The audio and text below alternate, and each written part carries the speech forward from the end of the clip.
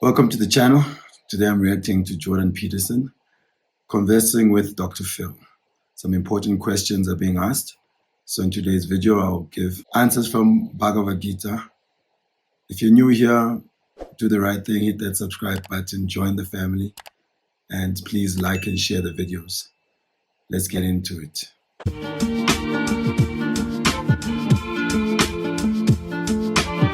In this question, this principle, be who you are on purpose. So one question that arises out of that is, well, who am I? Okay, so Jordan Peterson has a beautiful question. Who am I? What's the whole identity? It sounds like a very simple question, but it's a difficult one. Most people can't really answer that. And it's just not an attack, because it feels like that sometimes. Someone asks you, who are you? People always do this. They turn it around and ask me, so who are you? While they're still trying to find some answers within them. So basically, if you've really gotten real education, you will know this. So I want to show that modern education has not really prepared us, educated us to answer the most basic question. Then I'll go on and give very clear answer from Bhagavad Gita. Let's hear what Mr. Peterson will say. the default answers are the immature answers we described earlier. So if you're not intentional in who you are, you end up being your instinctual whims and your drive to power. So basically, it's what a 2-year-old does. And I even mean that neurologically. It's like, a 2-year-old isn't very mature. They aren't who they are on purpose. They're operating on instinct and whim, and they have to be socialized into the adoption of a higher order self. So you might ask. So that's interesting, that we tend to default to our whimsical identity. Like a child, he compares it. So in the Bhagavad Gita, Krishna says, Mama Vangso Jiva Loke Jiva Bhuta Sanatana. He says that every living being is his eternal part and parcel. So he is the supreme spiritual being, Para Brahman, and we are part and parcels. It means we are Anu, he is Vibhu. He is full, we are small. So that is the unchanging identity, the spiritual identity. So when we defer to the whimsical, it is when we think ourselves to be the body in which we reside, or the community in which we've been raised, or the ideas that are in our mind, what we've been taught, our worldview. So those are secondary to the primary identity. And in Bhagavad Gita, that is stated very clearly in the 2nd chapter. If you're not your short-term desires or your short-term avoidance, your short-term wish to avoid pain, who are you, right? And that would be who you are on purpose. So you might say, well, where can you find who you are? And so I want to ask you. I want to get into that. Be who you are on purpose. So it means you have to know first the theory of who you are or what you are. And how do you find who you are or where you are? So in the Gita, we get this picture.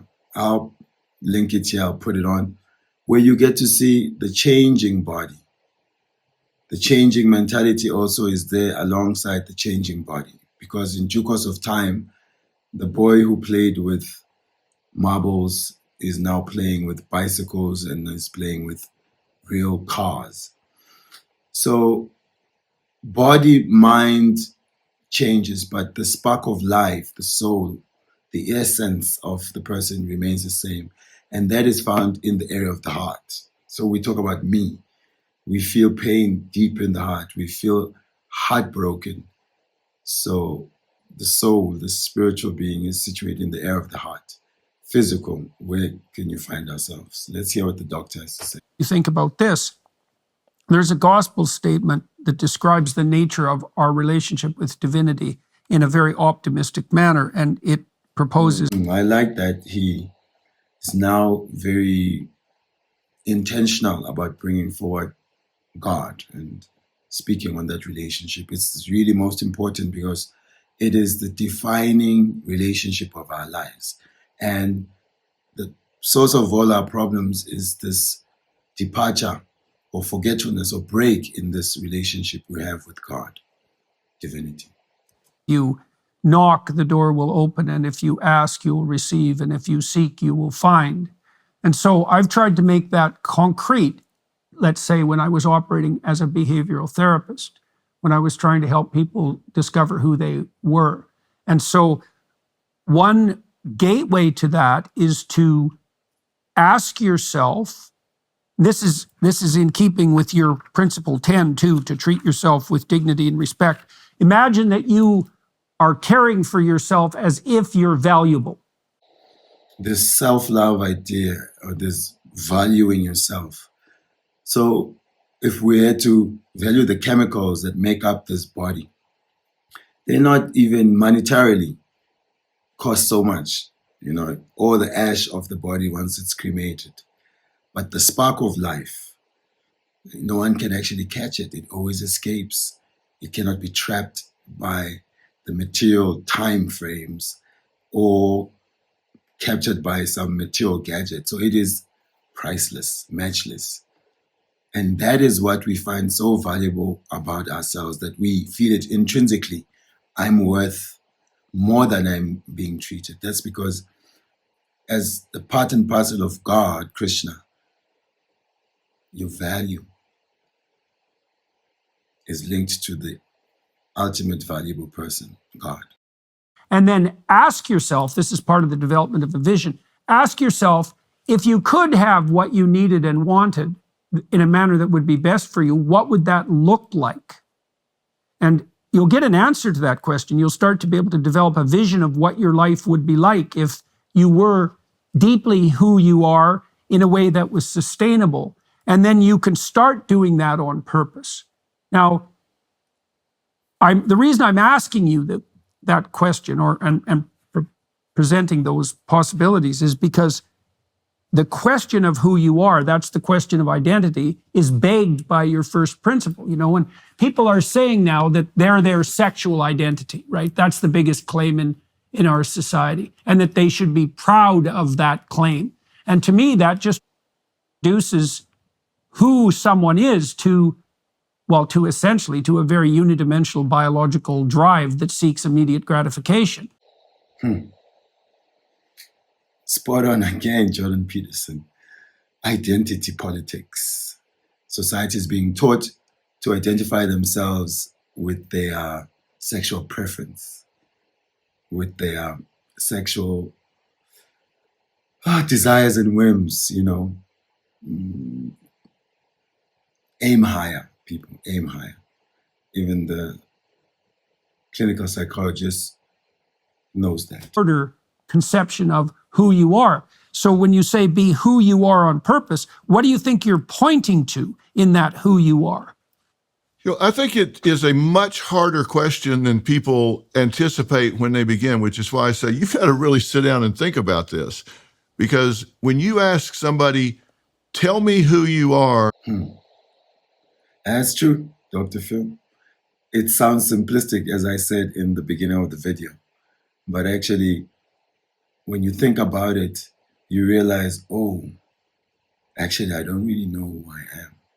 And I would say, if we got to own that I don't know, then the drive to know will be sincere.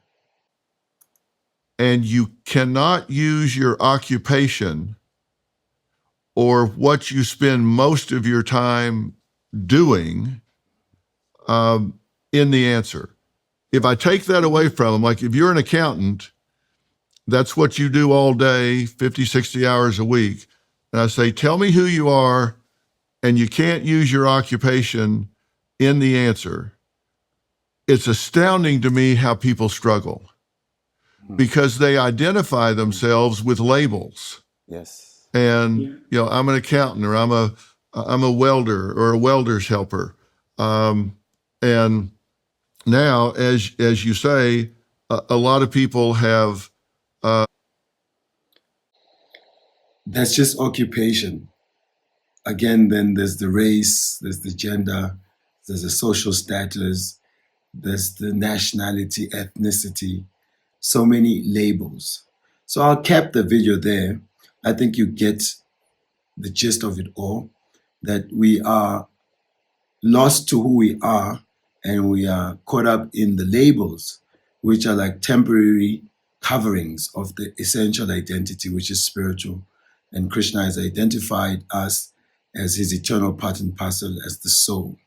And Bhagavad Gita, second chapter, discusses thoroughly what the soul is. So if you like the content, make sure you like the video, subscribe to the channel, share the video with your friends, and we'll see you in the next video.